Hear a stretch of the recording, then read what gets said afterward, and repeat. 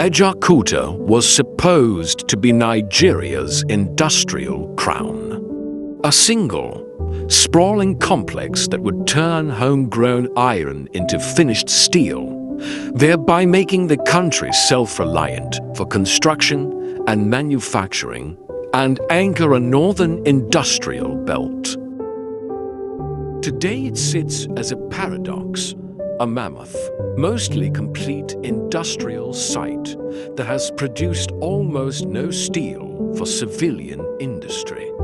It has eaten billions in public money, yet remains the center of repeated revival promises for political campaigns and failed concessions. This is what actually happened: the engineering, the politics, the money, and the durable lessons. Conceived in the 1970s and built from 1979 on a 24,000-hectare site in Kogi State, Ajaokuta was designed as a full integrated steel complex. Blast furnaces, oxygen converters, coke ovens and byproduct plants, rolling mills, and an entire industrial town to support them. The plant was large enough that by the mid-1990s, much of the physical infrastructure had been erected. Inspectors later reported dozens of major plants standing on site. The project's scale and initial progress made its subsequent stagnation all the more striking. By many technical counts, the mill approached completion in the 1990s. Heavy equipment installed, buildings in place, and complex systems wired. But completion on paper and viable, continuous steel production are different things. The core problem was operational integration. Ajaokuta needed reliable iron ore supply, a functional internal logistics system, notably rail, and continuous blast furnace operation, which cannot be run intermittently. Those three pillars never synchronized. The attack mines and the transport links were chronically dysfunctional, and political custody of the project shifted repeatedly. As a result, large sections of the plant were never commissioned, and the furnace was never brought up to continuous production. The mill produced limited light mill outputs only decades later.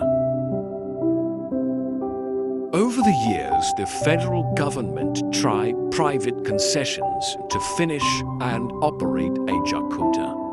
Deals were struck, for example with Kobe Steel, with Indian interests Global Infrastructure Holdings, Promod Mittals Group, and later with other private firms.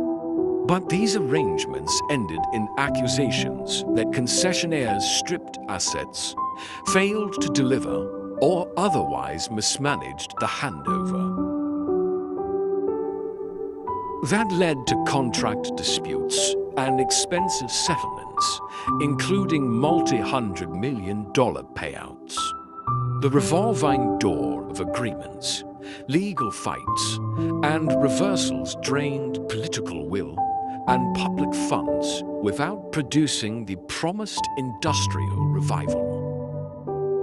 A critical technical failure was logistics.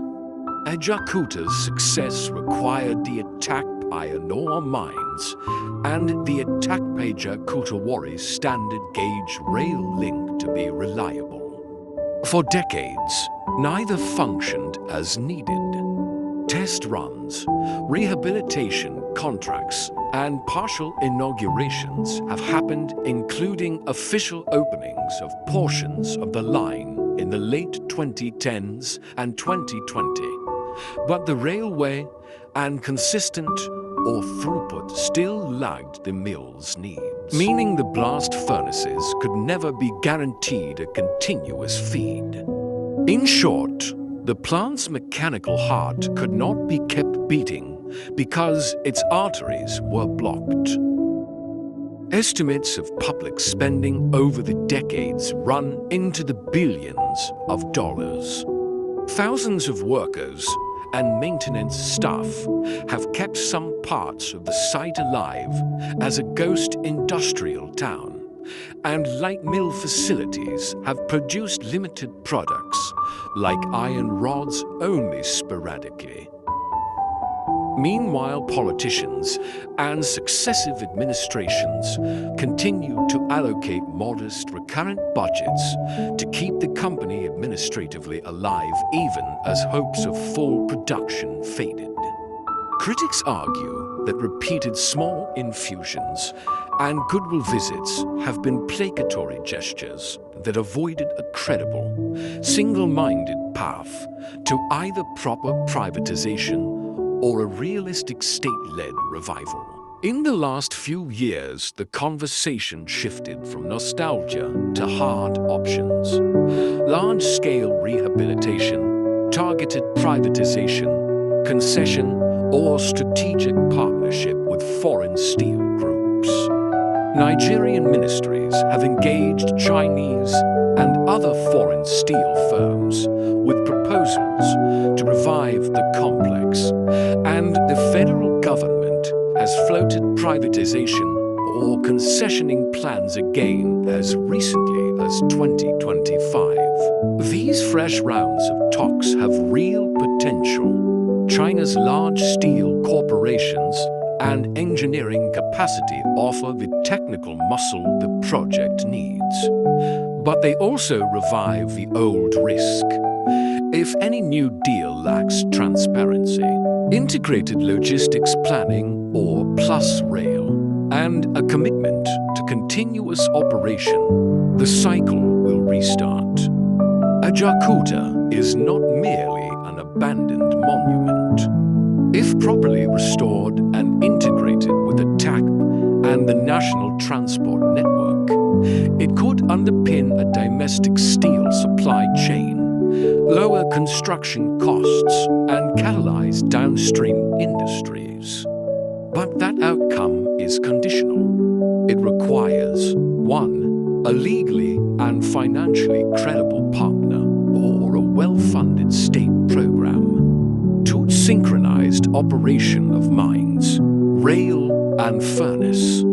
And 3. Governance that locks incentives to long-run operation rather than short-term extraction of value. Without those, more money and fanfare will buy little. 1. Integration over monuments. Industrial projects fail when individual components are completed in isolation. Ajaokuta's builders erected plants. They did not secure the end-to-end supply, logistics, and market connections needed for continuous production. 2. Contracts, transparency, and incentives.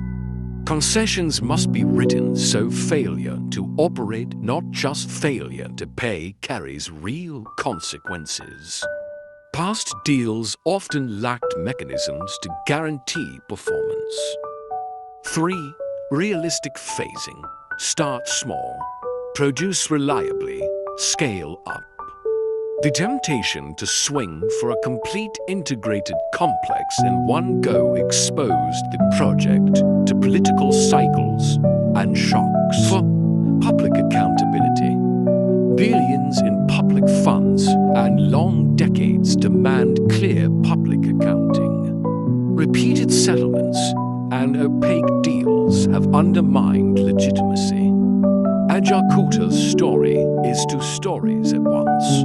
A tale of national aspiration and engineering achievement, and a cautionary chronicle of how politics, poor contractual design, and logistical blind spots can convert that achievement into a half-finished, costly symbol. Today, the plant is not yet a finished failure.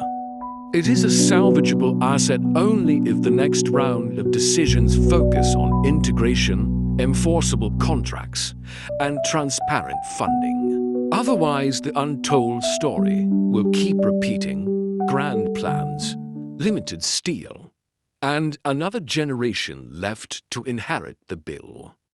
Thank you for watching. Please like, comment, and share.